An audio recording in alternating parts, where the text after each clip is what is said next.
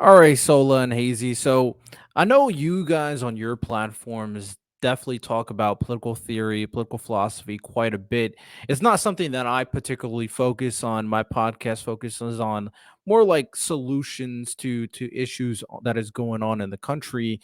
So from both of y'all's point of view, why do you feel like political theory, political philosophy, what do you see the value on those types of conversations? Sure, I'd love to get into that. So, for the audience, what is political theory is the first question. So, I would tell people political theory is a field of study that seeks to understand, explain, and critique political ideas, concepts, and institutions. Why this is important is because these very ideas, concepts, and institutions are what shapes what comes into practice. So, I always say be careful jumping, like putting the cart before the horse, because you need to look at political theory first. Like, what are the core tenets and values of an idea? These could go and explore fundamental questions about politics, such as what is the nature of power, authority, justice, and the state? So I would definitely say for anyone who's listening in, try to read into political theory. It's very engaging, it's very enjoyable, and you can walk away learning more things about both philosophy, history, and even like sociology, among other disciplines. The reason why I believe political theory to be so important is usually people aren't all that mindful of how much of ideas can sometimes be uprooted, but there's a tendency to post hoc rationale, meaning that there's a core belief that we often espouse or believe in, and that is the core tenet of whatever we're doing and is the prime motivator of our actions and our thought processes behind something. For example, someone might say to you that they're against war altogether in other countries, but most of the time, people what they're trying to communicate is um, nationalism, a priority over their country above everything else. And once you understand that motive, that primary operative, you can deal with all the secondary operatives later, and maybe even um, instruct them as to more optimal ways to better do something because you now understand what the first operative is. Also, when it comes to political theories, it's a more of a sweeping over analysis of society and how it functions. Once you understand those sort of needs or understand those sort of necessities, then it becomes a clearer picture. A better idea, or at least something that can be also applicable in that sense, is that we can look at immediate conflicts like Israel and Palestine, and we can look at the most immediate conflict or what is happening right now. It is easy to say that the conflict on October 7th is bad, but how we get here is probably important as well. A ceasefire is obviously something that most people would be completely and holistically for. However, the historical context, as in the resentment, as well as Haman's charter, the idea of wanting to eradicate the Jewish people for quite some time, the creation of missiles within charities.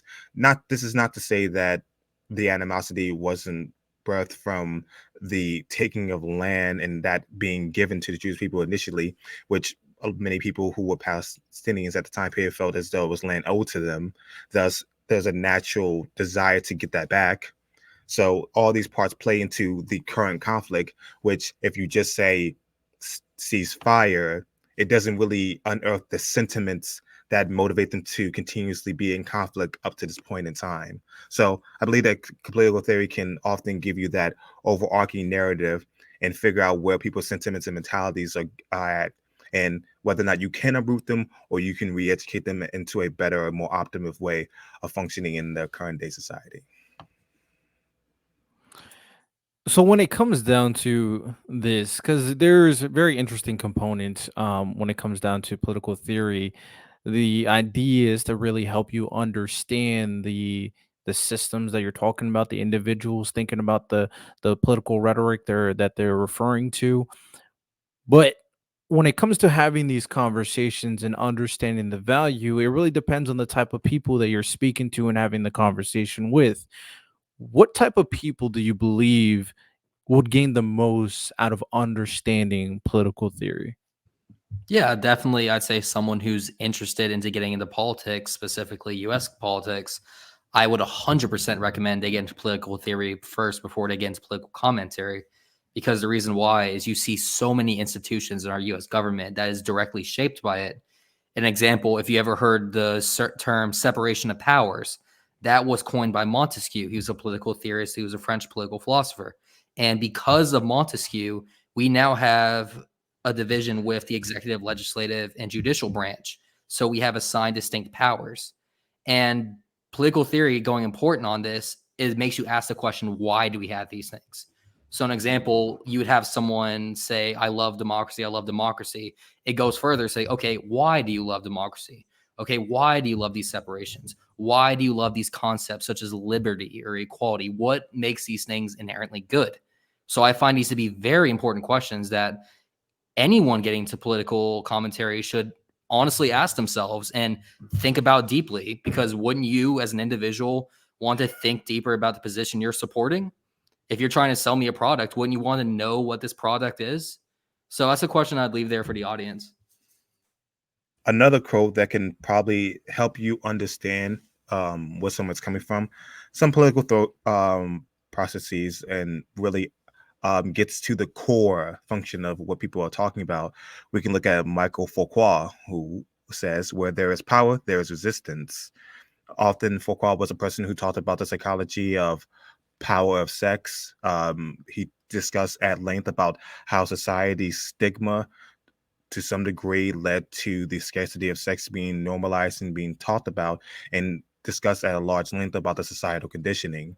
And to some degree, I believe that even is played out in terms of trauma and how people are abused, and the natural reaction that people have external to yourself actually can somewhat shape how your trauma lingers and affects you on a long-term basis. So understanding these sort of societal elements of how something works can actually get you to the bedrock of how to even persuade others or how they should be affected by it. That's primarily the reason why I believe that someone should be using political theory, because the best way to persuade somebody is to often understand what values are they espousing beyond just the secondary order or the secondary lines. For example, if I think that a country comes before first and foremost, no amount of suboptimal immigration is ever going to get you to what this person's talking about. It's not actively or accurately conveying what they're talking about. You have to get to what they find to be the importance of that. You have to ask them, why is border control so important to you, rather than just asking, what can we do as concessions to get border control where the president would like it to be? It doesn't work like that. You're having two different conversations at that point. So I believe that political theory can actually help you very much get to the bedrock of whatever idea or belief someone's espousing. So well, first thing I want to say this is that the the purpose behind what you guys are saying and when it comes down to political theory, I think has a lot of merit.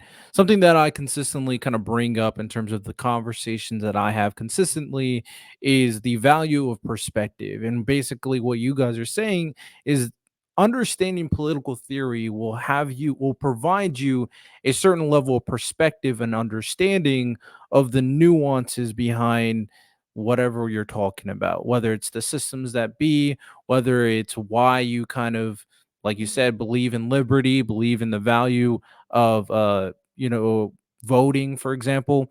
So that perspective, that understanding is inherently valuable to a lot of people. However, one thing that I notice when I'm having conversations and when I'm speaking to so many different people is that there's kind of two ways that people kind of like to approach these things for the most part, or conversations for the most part. Yes, there's going to be the people that I prefer because I tend to be a more logical person who looks at the logic and tries to kind of get into the details, the nitty gritty, and the understanding of the material that they're referring to or they're talking about. And then there's probably the majority of people who kind of go by feel, go by emotions, go by connections to whatever they're talking about. They are kind of told about the ideas for the most part. Their moral structure is created, and everything that they do is based off what they think is right, based off what that moral value system is at that moment. How do you convince a person who goes and is so kind of set on their own kind of moral structure and moral system and kind of does things based off that? How do you convince someone like that to kind of step out of that and try to understand these nuances and try to basically go about it under a different perspective? Yeah, that's an easy one actually. So the first step is you don't go forth thinking I'm only engaging in this conversation to convince you. I see that as being a very negative mindset where you're actively trying to put yourself as, oh, I'm better than you. Let me try to convince my better arguments, my better positions over your like bad ones. I say the first step is ask questions, talk to them like a normal person. Like Hazy was saying, you could learn a lot about a person by like some things they say. And if you know political theory, you could pick up basically on some of their core values and tenets without them even have to vocally say it. So by doing so, you hear them respond. You can have an even deeper conversation besides a surface level one where you're like, okay, what did you mean by this? Or what do you mean like by saying you support the nation no matter what? What does this mean to you? Like, why is individualism so important?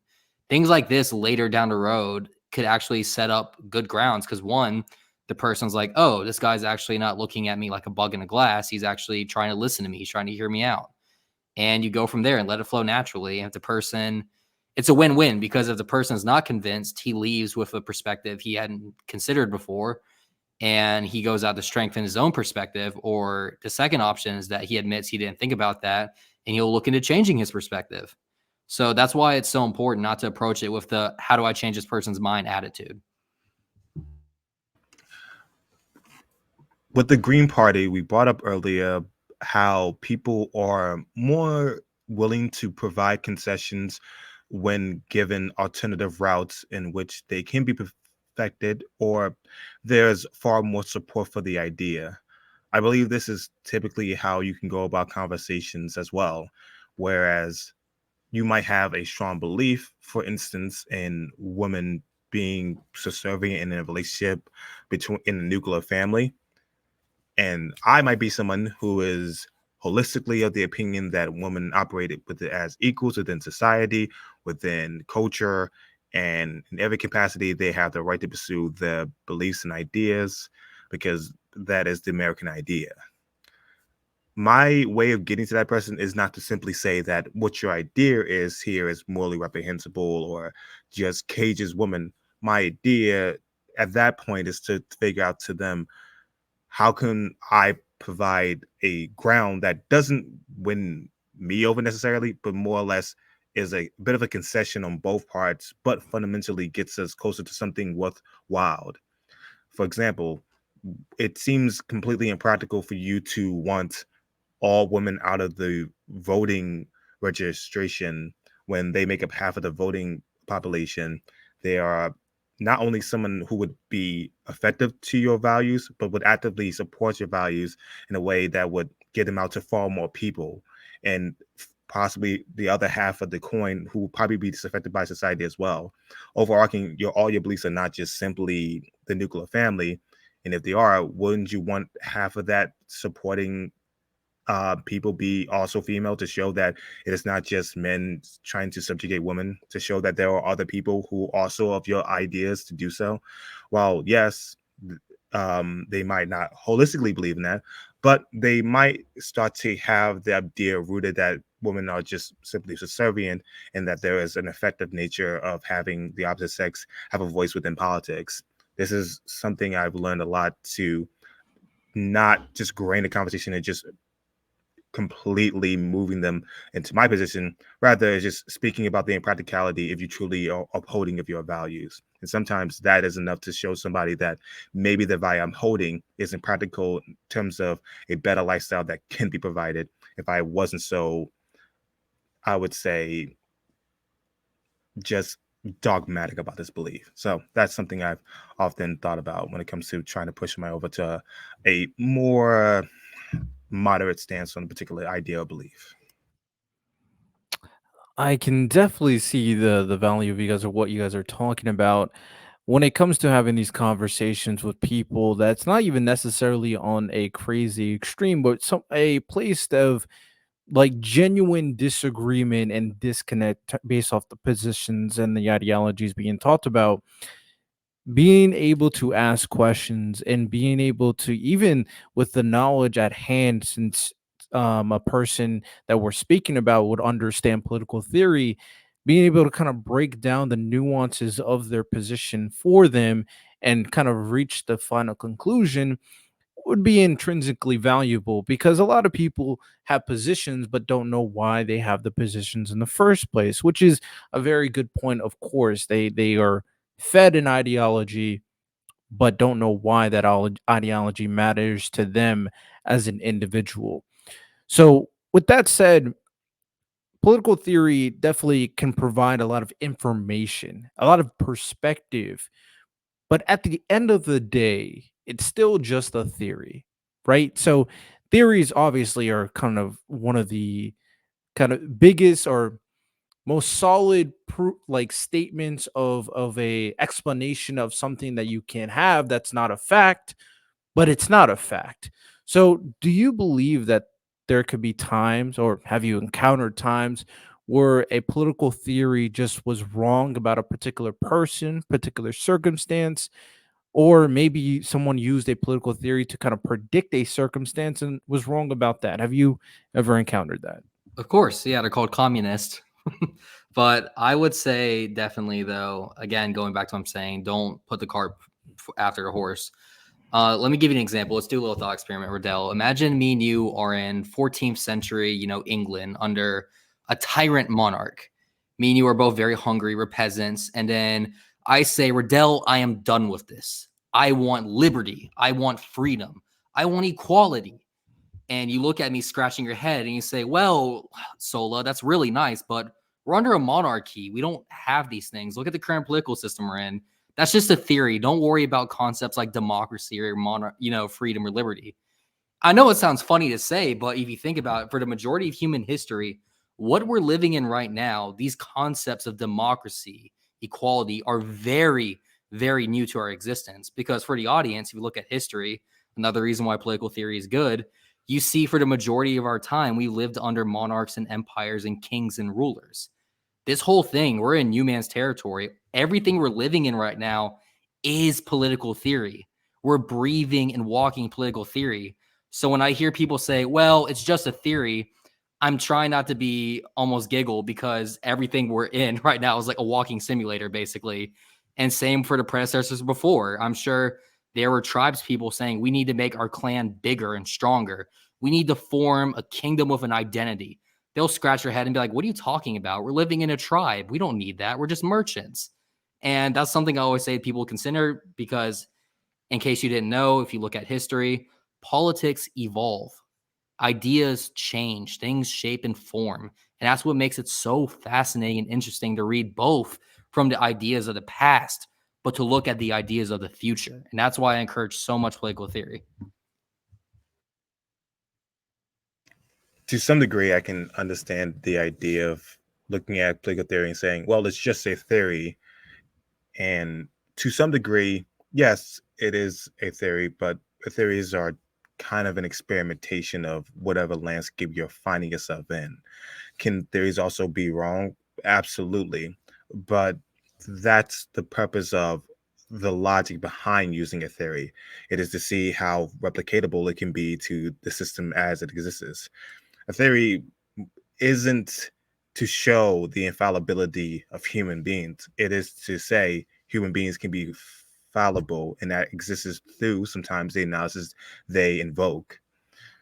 That, for example, some people believe that since monarchy had existed at one point or a time, and sometimes does exist within places like Thailand, which had some of the longest monarchies, or places that still are perceived to be monarchies, as like Britain, will say, obviously, we should go back to some form of monarchy, or even argue the opposite, that since the system came from monarchy, that it's the natural progression of society, which serves to just make it sound like it's self-evident.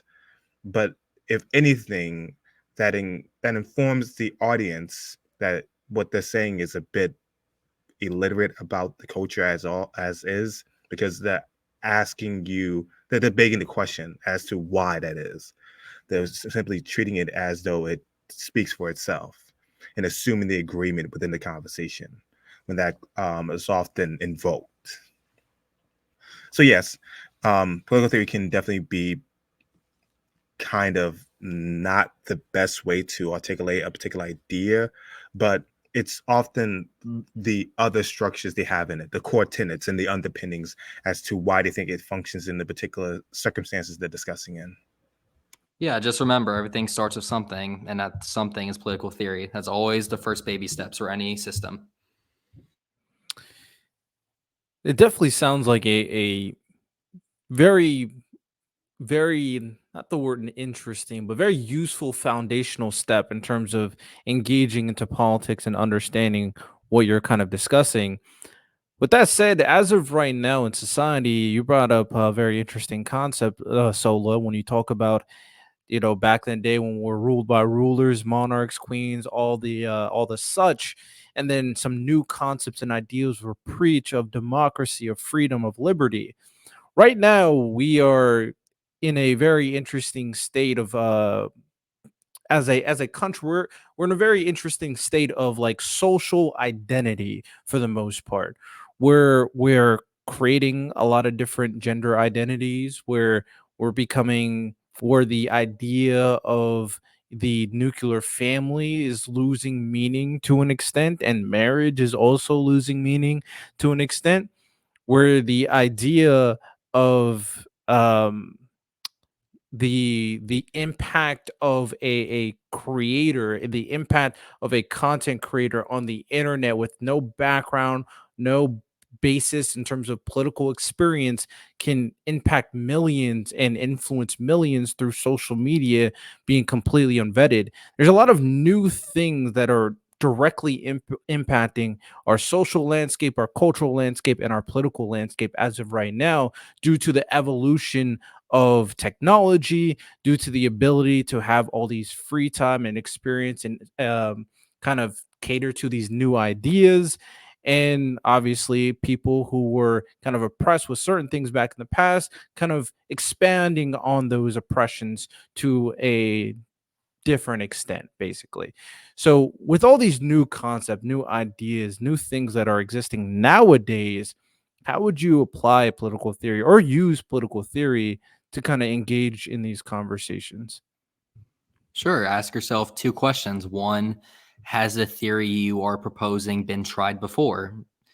And you could look at the historicism of that. So if I have some young college student tell me communism was the best thing since sliced bread, I would simply say, I wonder where this happened before. Was it really the best thing since sliced bread for those people? Second one, look at if it's a new theory, examine it, have fun with it. Like look at like anything else, a thought experiment, and try to visualize what are its strengths, what are its weakness. And I say this to every topic and everything. You should always steel man, not straw man, an idea. By steel man, as in you look at this idea as the strongest points possible. What are its strengths? What was it me looking at it charitably? And you move from there. Because if you are being disingenuous and you're straw manning it, you're not accurately presenting what this ideal is trying to pitch you or what's trying to sell. So that's definitely something I'd encourage is like to read, have a good backing on that, and see where the strengths and weaknesses. Another thing that can be found out by doing a little bit of political theory is that sometimes an idea could be an emergence from another idea or a school of thought. Communism might give way to some socialism ideas, or communalism, which is another sub branch that is more of a down to earth and more grounded community based form of socialism. And knowing political theory allows you to have a bit of a good framework to operate within. Without political theory, to some regard, or the theorists that might have been the birthplace for a lot of these ideas, you might be just walking in blind to the conversation at large, because there are often enough, when it comes to pushing certain ideas, there's a bedrock to some regard. one of the things I thought was kind of interesting about, for example, society nowadays is that we have a lot of people who discuss gender for a lot. And it's not just the discussion of whether or not you are biologically a man or a woman, but the conversation then becomes one about identity and what it means to be a person. Like how much of the external expression matters to the internal evaluation. It also becomes a conversation about how historically we perceive ourselves. It becomes a conversation about how much does genetics immediately inform one of who they are and how practical it is to use that frame of reference. It also becomes a conversation about sexuality and a discourse about attraction. So understanding political theory starts to notice all these other tenets that are being invoked about it, and it all goes back to some sort of historical precedence that has existed prior. And whether or not has it gone awry, has it cause danger, and most of the time period, that is probably what people are going to go back to inform or justify the position and say, hey, when we looked at this, even when some people bring up communism, they often don't argue the practicality of the system. They argue whether or not the system had a chance to even be practical or have a worthwhile litmus test within society. So then again, it goes back to historical aspect, which having a political theory can give you a good framework once again to engage with that conversation meaningfully, then rather than just dismissing them outright. All right, sounds good. A few more questions I want to ask to kind of really dive into some things. Next question I'm going to ask you guys is we kind of went through a lot of like pros for political theory. And when I'm kind of thinking retrospectively in terms of how I dive into conversations, I, for the most part, even though I'm not intentionally doing it, I do consistently come up with, ideas and understanding and try to dive into those nuance consistently. So I agree from how you guys are explaining it in terms of the innate value of political theory and understanding why people are doing what they are doing. But for you guys, my question is, do you believe there are any cons for political theory and how it's used in America or in current political discourse? And what would those cons be? Yeah, sure. If I could answer that question, I definitely say it is without, error, because although political theory is the very foundational grounding of all thought when it comes to politics, there can be times where people forget that it is a stepping stone because all theory should lead eventually to practice. So you see this a lot, especially on like BreadTube, where it's a bunch of leftist people going in this very abstract theoretical realm, which unfortunately, I'm sure people like yourself, Riddell, when you hear political theory, you think about that. Just a bunch of people sitting in a room saying, oh, hypothetically this, hypothetically that, to the point where you lose, like, what are we even talking about here? And it could also be used in the opposite, where it could be an oversimplification, which if anyone says political theory is simple, they are lying to you. It is very complex, but that's what makes it fun. And I'd say those are two main things. So being too abstract and loose, but also being too Occam razors and like, oh, let's just simplify this all. For me, it sometimes leads to a just an exceptional level of assumptions baked into every conversation, which can be hard to navigate. While someone might be a monarchist, um, just knowing that about the person, I need more evidence as to what they're invoking or what they mean by that when they're talking about the modern political landscape. Did he want King Henry again, or did he believe that there needs to be a stronger idea of the president being exempt from um, prosecution or an absolute power that the president must have, even if they are duly elected through the democratic mean? What where the implying this philosophy or idea in the current system, and oftentimes periods that can be muted by informing somebody of a certain idea or ideology. It might not allow someone to know or inform them of what that means to be in the current landscape. Rather, it might just have someone assume a myriad of things about you or the worst things about you. Similarly to gender theory, when it came to the surgeon who experimented on two twin siblings, um, during the earliest discourse about gender theory, most people would just assume that this is the person you're referring to when you broach the topic of, can somebody simply be the gender they were born as? They would go back to that and go, oh, this is the person you're prescribing to, these are ideas, and this is the intentionality of your words. There was no charitability, merely the prescription, since this was one of the most recognizable and notable figures that had ever experimented on children, and to see if the biological essence of someone's gender could be uprooted through psychological and social conditioning.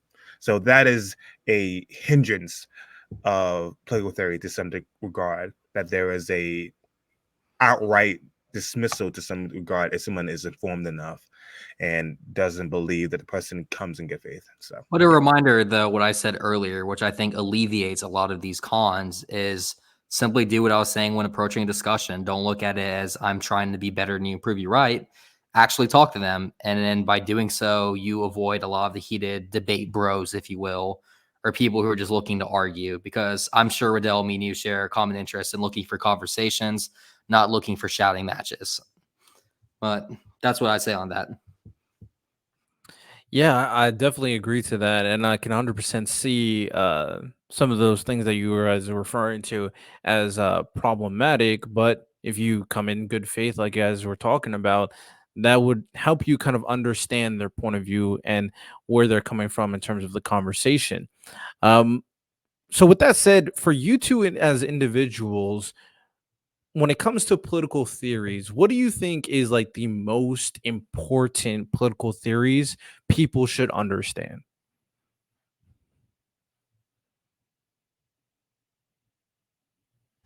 Hey, Z, you want to get that one real quick? when you say importance, are you just talking about a golden rule that should be abide by, or Well, more so like if there is this thing that I think you would gain so much value in understanding and really understanding the nuances of not only how it was created but how it's applied, what would that be? Well, like what would be some of your like go-tos? That's a tricky question too, because you got to look at, well, let's say expand your question a bit. If we're talking about in the context of like today, for someone who's an American, I Right. definitely encourage them to read into liberalism as a political theory, because what a lot of people don't understand is that both Republicans and Democrats are liberal. And what that means is, oh, that sounds weird. I always thought Democrats were liberals. That's not really true, because like we said at the beginning of the conversation, the concept of liberalism was birthed from the French Revolution, liberalism, conservatism. And both of them emphasize the idea of what are rights, individualism, democracy. You could argue all day that Republicans and Democrats are very different, but you could at least say charitably that both of them agree at these fundamental principles that, hey, American citizens are individuals, they should have rights, and they should have democracy. So definitely, if you're trying to get into political commentary today, read up on liberalism and know your definitions for these things, because they're very important. And don't be that guy who calls like Democrats liberals and like, Republicans is just Republicans, because they're both liberal. A lot of things are.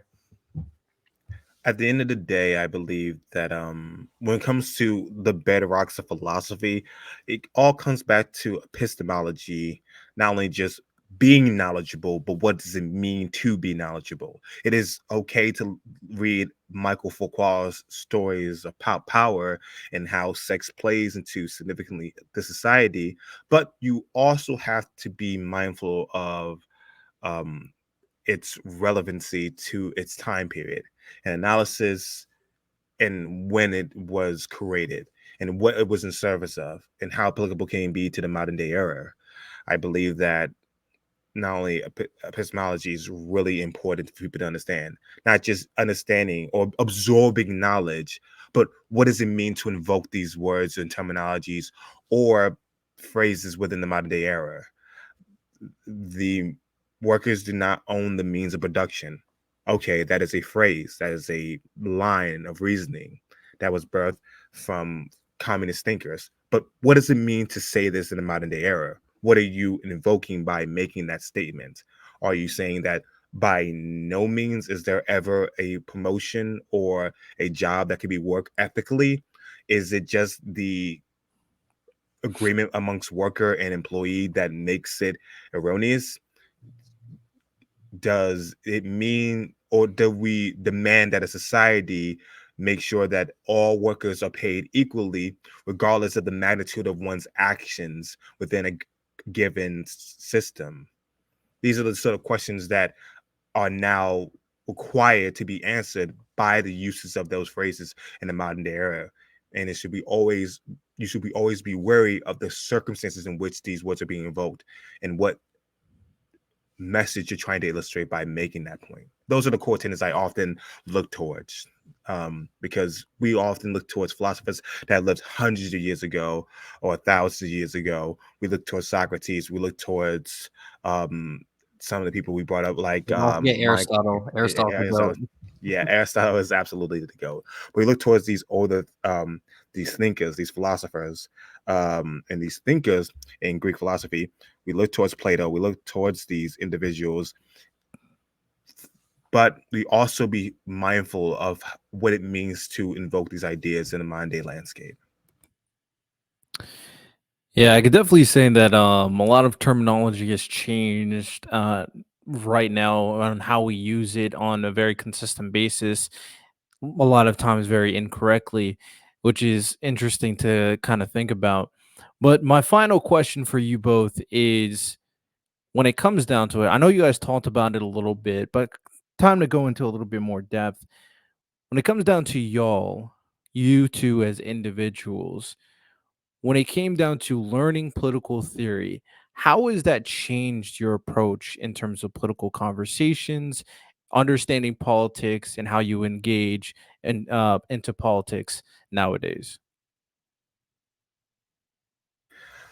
Initially, I would have the ability to speak about an immoral wrong or wrongdoing and just speak about it in the terms of the doctrine of fairness. And I didn't even know it was the doctrine of fairness, but I invoked that you wouldn't want someone to do to yourself what you do all to one that you want to do to yourself. You know, the fairness doctrine, you know, that idea of being balanced. But knowing that name obviously gives you a far better way of illustrating the point. You now have a better idea of how to give people a visual of what you're trying to say. One of the funniest things about philosophy is now that some people might look at something, for example, it might seem a bit impractical to bring this up right now, or maybe people only say it's impractical due to the fact that maybe people might not know the show, but I think it's worthwhile speaking about now. There's a show called The Legend of Korra where there's this anarchist who desires to destroy the Avatar. And in this situation, they say that the people will know true peace. They will take care of their children. They will take care of their immediate proximity of people, the ones that are concerned with. You can argue that this is a insurmountable good. However, that kind of defeats the purpose of the Avatar in this storyline because the Avatar isn't someone who's creating peace, rather they are creating balance. And sure, balance is easy, but we don't often ask ourselves, what does it mean for something to be balanced? Rather, we just say peace has been established.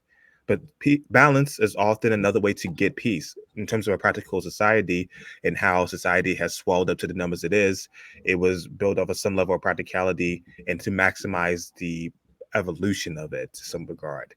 People take care of their children, like small communities did so, but realized that it was a time consuming thing, which gave way to specialists within society, swelling society be more, bigger, and larger, to the point where everyone had the ability to live a life of relative ease while being to still give service to society to some regard. And the balance part of this component is bringing up how these larger bodies of societies create a balance between other powers. And no one wants to attack another power because they have equal levels of retaliation, which is brings way to the Cold War, things of that nature, which now you can paint on a larger scale once you understand these little bedrocks I was speaking about. I could go on for hours on end about this subject matter because it really does fascinate me about how societies emerge and how impractical it is to not understand that families on a larger scale is what society is. But I think I should give Solo some time to discuss this.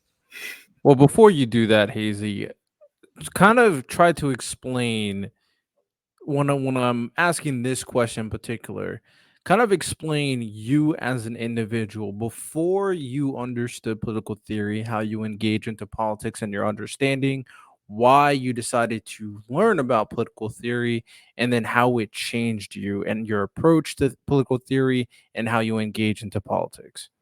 I think it gives you a better rooting of identity. I, for the most part, just naturally align myself as a Democrat for the most part until I grew a niche swelling audience and who supported a lot of political pundits. I supported the Young Turks. I supported Bernie Sanders. Oh, And I brother. No, I'm kidding. I'm kidding. silence you. I supported a lot of these individuals.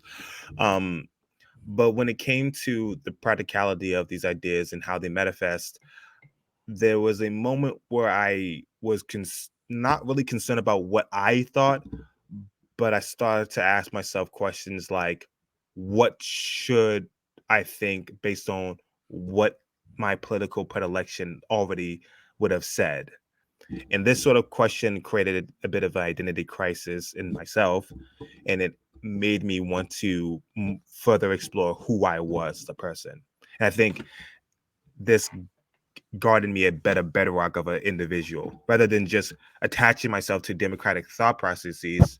I mean, just being a Democrat in of itself and thinking what line of dialogue makes sense based off what party I'm a part of. Rather, I can go back to bedrocks of my ideas, principles that best reflect my beliefs, and then invoke them in a conversation. And now, with that more of a steady groundwork created, I don't have to concern myself with whether or not it sounds democratic enough for me to um, partner myself with certain beliefs or ideas if it gets me to a bedrock belief I hold to be basically mostly optimal for society and something I believe on a grander scale benefits society. So long as I have that, I don't think that it really concerns me. Even though I do identify as a social democrat, I use that as identifier because when people hear the ideas I usually talk about, they use a label, but it isn't the end all be all. I'm not concerning myself with a label ahead of my ideas and my beliefs and principles. I'm putting my principles before what people can describe as a social democrat. I hope that was sufficient enough. Nope, no, that was good. It's always important for people to kind of understand how this line of thought could change them, and hearing that story is very valuable for them. But yeah, Sola, go ahead. All right, appreciate it. Yeah, I would say definitely for me, it started off when I made the mistake of jumping the gun and thinking I could get into politics first. And by that, I meant young me was watching anti-SJW videos, Ben Shapiro, Rex Libtard, and just basically reiterating and just repeating what they would say without knowing what it means. And I distinctly remember being invited to a debate when I was like 16 and getting absolutely curb stomped because the guy I was going against actually read a lot of political theory. And it was so visceral, like him asking such simple questions like, why do you believe this? Why do you support this? I just didn't have answers for. Hell yeah, that guy got Generation X. Hell yeah. No, and it's funny because I remember after the debate, he was a very cool guy, actually. He was very calm. I was like hot-headed, thinking I'm right, everyone's wrong. I just straight up like messaged him like, how do I become like you? And then he sent me a book. And I remember reading that book and then thinking, okay, what next? And then I just went from there where it was funny enough. He sent he sent me the dialogues of Plato, and I'm like, oh, okay. And that's me when I was like 16. And from there, I started questioning everything for a lot of my political beliefs and asking why, even the most minute thing. Why do I support this position? Why do I believe in this? And I kind of scoped out, okay, what is very gut instinct, intuitive to my very fiber, my being. So, for example, I'm against abortion to all stands. That's never been a changing thing for me. That's part of who I am. So I asked myself, okay, if I'm doing this, why am I like believing in this position and going from there? And I would say the answer to the second part of your question, like how's it helped you? It helped me significantly in my reading and in my research and learning new topics, because now it's almost like having an extra pair of lens zoom in deeper to what the texts are saying than just what are the words on the page, to understanding the context or understanding the belief systems there. Like Shakespeare's Macbeth, for example, a phenomenal play, a phenomenal work of tragedy. That has a whole underlying meaning when you realize the whole story is a battle of power, a battle of, display of dominance, a dance between two intelligent individuals. And that's why I enjoyed so much about it and how it reflects my later work. So it definitely matured me a lot, evolved me in my thinking and how I engage with other people. All right, excellent. Yeah, it definitely seems like that understanding, that nuance, that knowledge and that perspective can help you grow, as you guys said. And this is kind of a different way that I ever kind of explained before in my podcast, because consistently preach the value of experience and perspective and having conversations with a lot of different people. But there's another way you could definitely approach it in terms of gaining knowledge about the kind of foundations of political theory that can be just as valuable to an extent in terms of understanding what you're talking about and understanding your own kind of principal values. So I did say that was the last question, but since we are all in the kind of same kind of space in terms of the social media space, the podcasting space, a lot of the things that you guys mentioned, and even your story, Sola, brings up an interesting kind of thought as of current discourse and current kind of climate of political conversations. Because I would say, like, before social media was a thing, people had opinions, but they kind of, for the most part, left it all up to the people on TV, the big wigs, the people they're listening to on radio. But now everybody is a voice. Everybody can make a TikTok video. Everybody can regurgitate those surface level things that you're referring to, Sola, that you heard from that you kind of basically were doing as a 16-year-old, when you just regurgitate stuff you hear from Shapiro or stuff you hear from Hassan, and not necessarily saying they're like bad in terms of people to listen. Oh, I think Hassan's a bad person to listen to, but Yeah, rest in piss for him. yeah, fact. Don't listen to Hassan. I'll be honest. But you hear a lot of opinions from a lot of political commentators. Everybody has an opinion on social media. Now people can create content at a whim. They can like stitch a TikTok and say, "Oh, I think this, and that." And then I see people regurgitating all this different stuff in my comment section all the time. So what do you all think about the political social media landscape right now, from y'all both of your lens and point of view? Oh, brother, where do we start? Yeah, so we're at the point online socially where I'm watching Destiny debate Vosh over the morality of a very despicable thing. I'm not going to say it live on your podcast, but for the people who know, they know. I find it very disgusting that we're at this state. And I wish, and actually, I call for, honestly, a revival. That's what I want, a revival where we actually take a pause on what we're doing and try to look deeper and go to more of like, where do we get our values from? Where do we get our views? Question everything you believe, question everything you know privately. Think to yourself in your head right now, if you're listening to this. First question, what is my most core belief? Why do I believe it? And go from there. And I say do that and always be a little bit skeptical. Don't believe one person. Like Riddell eloquently said, don't only listen to Ben Shapiro or don't only listen to Hassan Piker. Don't do stuff like that. Like, have fun with it. Go out there, try to listen to other views, listen to different opinions, because, hey, even if you don't agree with it, you may learn something new about it.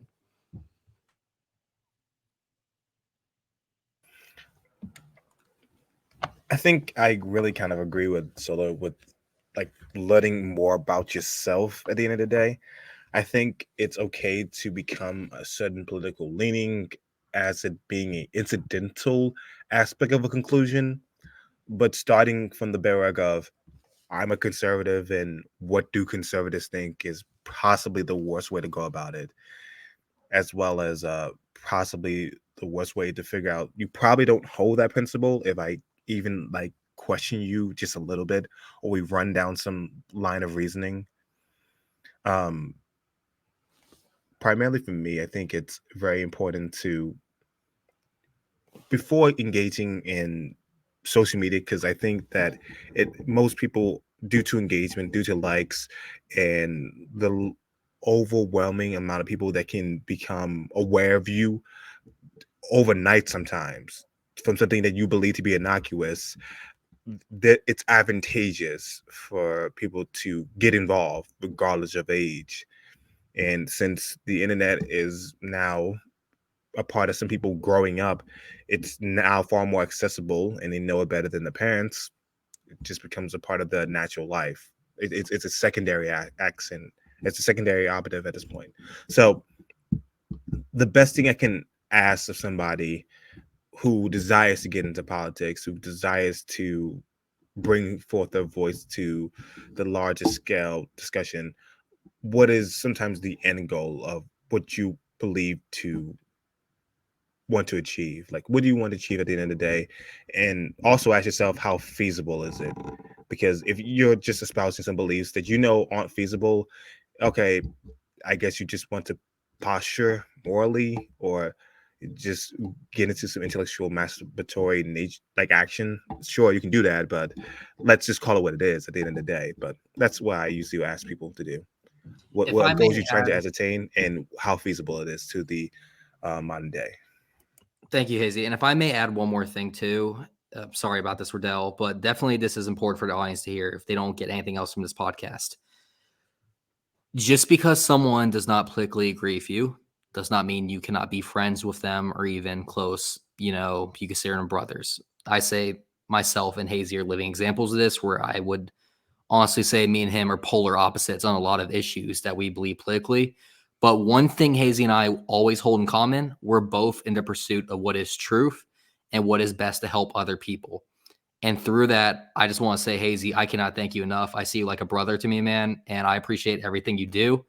And I wouldn't have gotten as far as I have if it wasn't for you pushing me and challenging a lot of my views and getting me to sharpen my beliefs and actually push harder forward. And that was all because of you. So I want to thank you on that, man.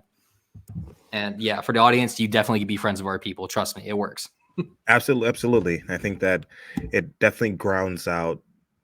Almost a couple of years ago, I started to get into a spiral of almost perceiving people of different political opposition to be less than charitable, or just less than human in a practical sense, just due to a lot of unfavorable conversations I had, and also just the discourse around the time period. But I think that it's always important to have just conversation external to politics, but also a part of politics, just to realize that at the end of the day, I think we've been continuously coming back to this thread about understanding that the person in front of you is in fact a human being, and knowing this, their fallibility might be a monetary or momentary thing, but if you care enough to change the landscape, you have to believe that change is a part of the whole process of the discourse, the conversations you have at large. And I think it's all the more important to have friends as the ones I have here, like Solo Requiem, who does feel like it's important to have more meaningful conversations and to bestow upon more information that is going deeper in the level of what people commonly have in Parliament, which is what we at least try to do with Requiem Radio. So I appreciate you for having us on this episode as well. Yeah, no problem. I thought this was a very enlightening conversation as we talk about the nitty gritty of political theory and a lot of things that I co sign there. I've told people the story that back in college, well, throughout my life, but back in college specifically, since I went to a liberal arts school, the fact that I was friends with a Trump supporter and literally all the leftists hated him on campus. And then for me, I was friends with him, and then I was still friends with a leftist too. Really kind of shows you that for me, I mean, it's kind of easy because I don't align with any political ideology, but it doesn't matter what the ideology is if you are able to gain in discourse and conversations, because we disagreed quite a bit, and you understand who the person is behind the ideology. That is what's going to matter the most in terms of the relationships you create for yourselves, of course. So that's definitely something that I 100% agree with, as well as the idea of looking for truth. I said before that having a state of an understanding of normalcy is intrinsically valuable, because it allows people to understand certain principles and certain things that are in the best interest of society as a whole. And then obviously, if you don't want to abide by that state of normalcy, that's fine. But understanding these differences and acting like everything that is equal and it's in the betterment of society and the community is just lying to yourself. So there is a lot of things that is very important when it comes to engaging in these conversations. So with that said, I'm gonna allow you guys to kind of wrap it up by plugging your show, tell them what you do. I know you mentioned it before, but kind of repeat it for the people. Yeah, sure. Thank you. So I'm the host of Requiem Radio, and I've been running that for nearly a year now. You could find it currently on Spotify. We're working on getting it up on YouTube. It's under that tag, Requiem, spelled Requiem, space radio, Radio. You could find my personal stuff at Sola Requiem. Same thing. It's Sola, SOLA underscore Requiem, REQUIEM. And that's my personal account where I usually talk about Catholic stuff, or it's just my random thoughts that I'm posting. Yeah. One thing I would say about Requiem Radio that I've become more and more proud as we refine what we do over there is not only just current conversations about the political landscape. We also have people who go into lore, such as Vikings, or discussions about just science in general, understanding dinosaurs and fossils, or we can have a conversation that leads us back to genetics. We have a very vast and diverse a myriad of people who come on, or even conversations about like animation to some regard. And I think that's a really, really dope thing to have, especially since it's not just a myriad of topics. We often do our best to try to find experts within the particular field that can not only inform the audience of something new, but we can find out something that we might have not known at the time period of the recording. So it's always fascinating to have that for the audience, to have some significant education on the platform, because I think that there's something wrong with chatting and the conversations, but I think that if you can um give something to the audience that is irreplaceable, I think that's a something that I think almost every podcast strives for. I think that's uniquely something different we're providing to the landscape at large. All right, excellent. Oh, you better say something else, Sola? Yeah, I was just gonna add in definitely. Today, I just got done recording an episode with the host and founder of Atheists for Liberty. And the episode of that prior was for someone who wrote an article in the Shroud Turin arguing for Christianity. And I'm going to have a lot more guests, and I have a lot more stuff up my sleeve planned. And Riddell, I hope to see you on our show soon as well.